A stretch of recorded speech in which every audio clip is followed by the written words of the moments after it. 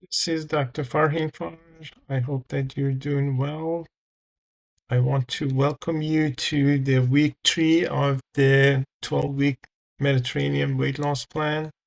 Today we're going to be talking about a very important topic as far as weight loss is concerned. So before we get started, I want to go over some warnings. What we're doing today is for educational purposes only. It is not meant to be diagnostic or for treatment purposes. So please get help from your own provider, from your own physician and healthcare provider to customize your program and your weight loss effort based on your specific needs. So I'm sure you heard of the expression that the road to hell is paved with good intention. Now, what does that mean? Means that a lot of times we have good intentions, we want to improve our health, but unfortunately, our actions do not support our weight loss efforts and they do not support our intentions. And what happens is we get frustrated and we start moving back toward the behavior that were not helpful for us to begin with. So I think it would be helpful to talk about habits, what they are, how they're informed, and how we can use the power of habit to help us with our long-term weight loss efforts. So that is the main points that I want to cover today, how we can use the power of habit in order to help you be able to lose weight. So what are the habits? Habits are automatic behaviors that are triggered by specific cues in the environment. They're learned patterns of behavior that require very little attention. And a lot of times these are subconscious or automatic responses that we have developed. For instance, it may be when we get home, we are tired and we sit in front of a TV and start eating a bag of potato chips, or we start eating the ice cream. And by realizing that this is not going to help us, and by realizing that this is a habit, then we can break this habit and be able to institute better ways of doing things. The cycle of failed habit and weight loss attempts is very frustrating. A lot of people are going through that and they don't understand why their best intentions are not giving them the results that they want. Many people start new health goals with enthusiasm, such as getting fit, losing weight, and reducing stress, but oftentimes they lose momentum and they revert back to their old ways of doing things. This pattern of behavior is also known as triangular relapse pattern. That happens a lot when we try to make healthy lifestyle changes. After some initial success, things go back to the way that they were before. This triangular relapse pattern emphasizes the complexity of making long-term behavioral changes. The initial enthusiasm frequently fades without effective techniques or habits. Reinforcement and old routines return.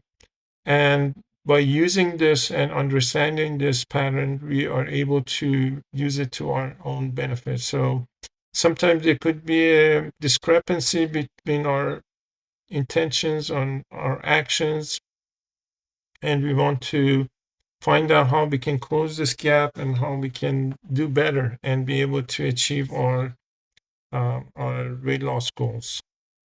A lot of times people rely on willpower to be able to lose weight, but willpower and motivations are short-lived and they will not provide us the results that we want for the long term. So it's better in using habits to achieve our goals rather than relying on willpower. Lasting transformation happens by building habits that stick, not by using willpower. And also, a lot of times, habits that are deeply ingrained can override our personal preferences, as was seen in the study of people eating stale popcorn out of habit. This study refers to the fact that they got a bunch of people and they were used to eating popcorn when watching movies, and they gave them a bunch of stale popcorn, and people went ahead and ate the popcorn a lot of times unconsciously, because that's how they were used to doing things. And being able to understand this and be able to prevent this from happening, understanding the cues in the environment, the behavior that comes after it, and the kind of rewards that we get, will enable us to prevent this sort of automatic behavior and be able to break the old habits. Because if we keep doing the same thing, we're going to keep getting the same results. So breaking unhealthy habit requires disruption of the cues and the behaviors while establishing new ones. So just breaking the old habits is not going to help us all that much, because those habits were serving a purpose. So it's important to be able to institute better habits to replace the old habits, and that way we can get much more benefit from this. So shifting from willpower to habit formation is supported by research in behavioral science and resources that highlights the brain's role in automatic actions. And the key to lasting change is understanding and mastering habit formation rather than relying solely on motivation. So let's talk about the mechanics of habit formation. At this point, we want to talk about the cues in the environment that triggers our behavior. We want to talk about the behavior that resulted from the uh, context of the cues, and then we want to talk about the rewards that we get from those behavior. Habits are developed through consistent and frequent repetition of specific actions.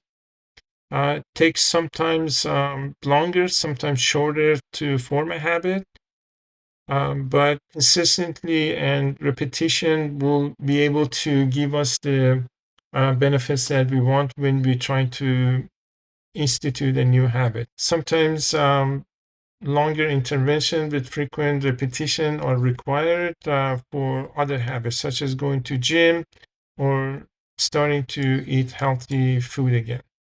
The other factor is when we are in the environment that keeps giving us the cues that this is time to eat, it's going to be very hard for us to be able to control our appetite.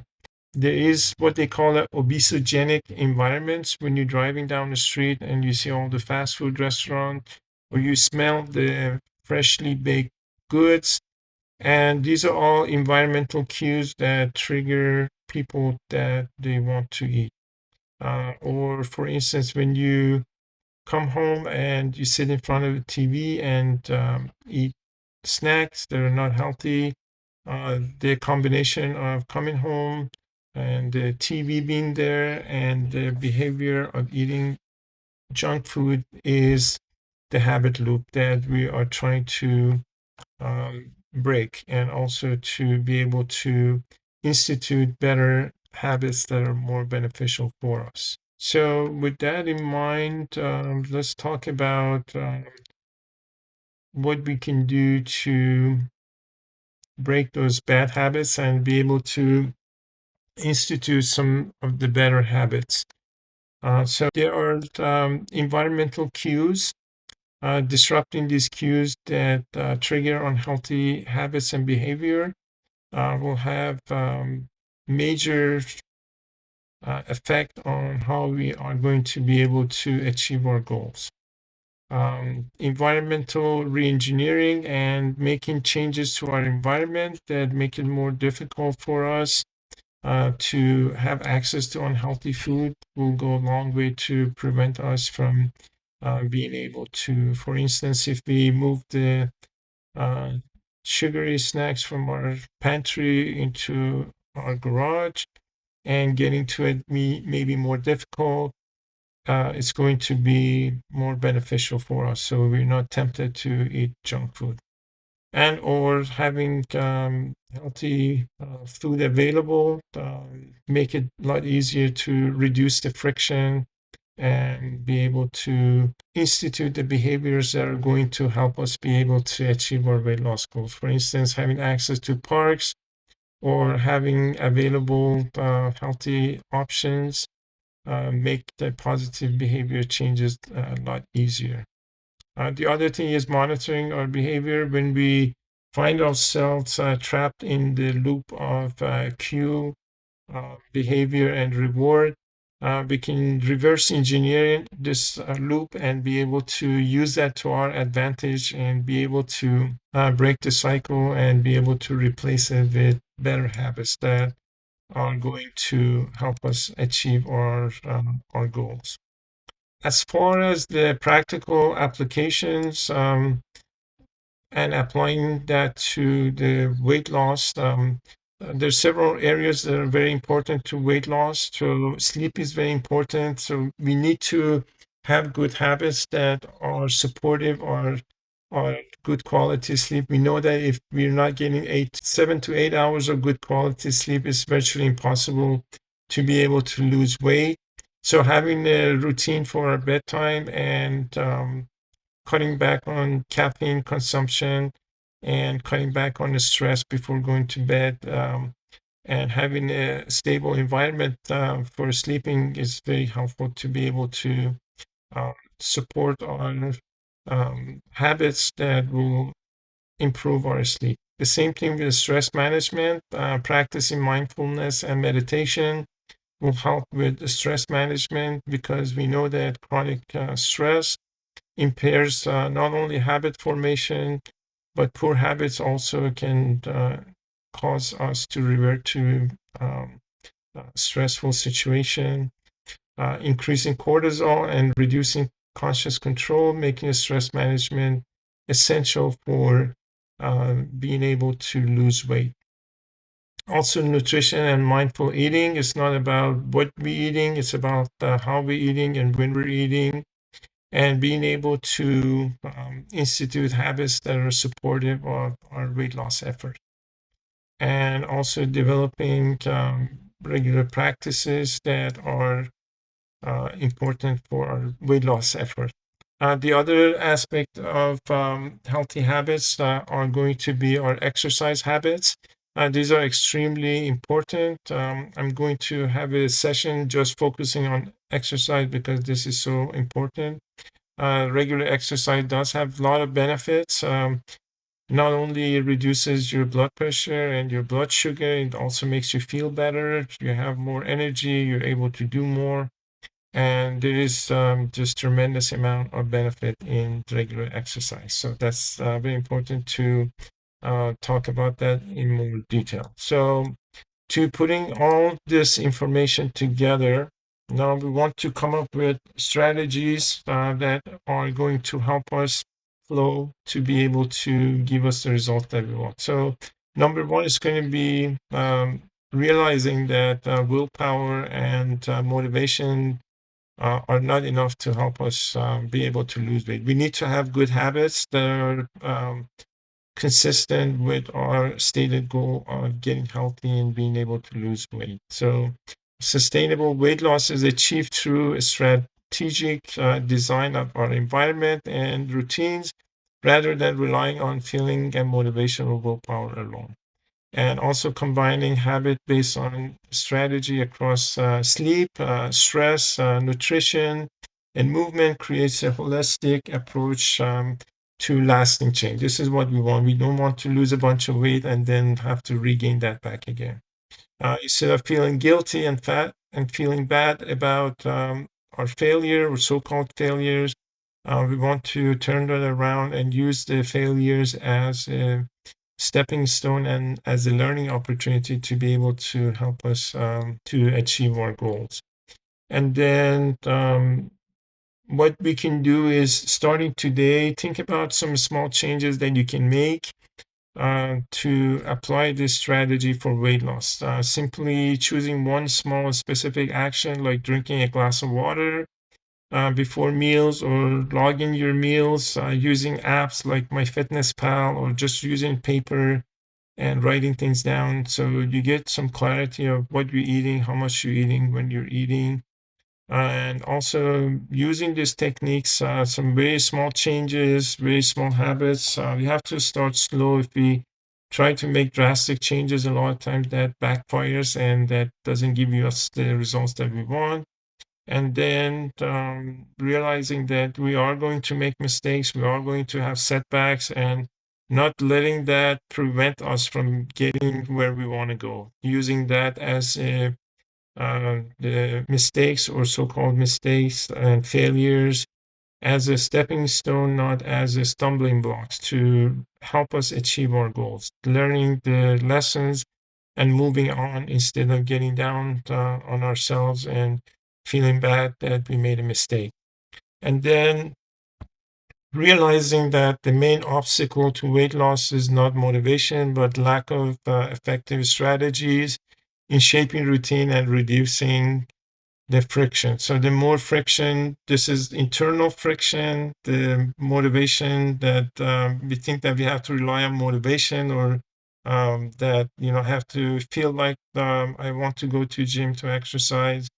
And these are all internal frictions, so we have to be mindful of those and have strategies to deal with those. And then the external motivation. So if you're in the obesogenic environment and the environment is full of food cues, and that is going to help us eat more, then we want to try to avoid that. And then understanding and addressing these barriers, and starting slow and making gradual changes is going to help us be able to achieve our weight loss goals. So with that in mind, I want to thank you for paying attention and being part of this class. And I want to invite you to sign up and get some more information. And if you have any questions or comments, and just being aware of your choices every day, and being mindful, and using your setbacks as learning opportunities, and using that to help you be able to achieve your weight loss goal. I think that's where the benefit is going to come from. So thank you very much again. Have a wonderful day, and we will see you next week.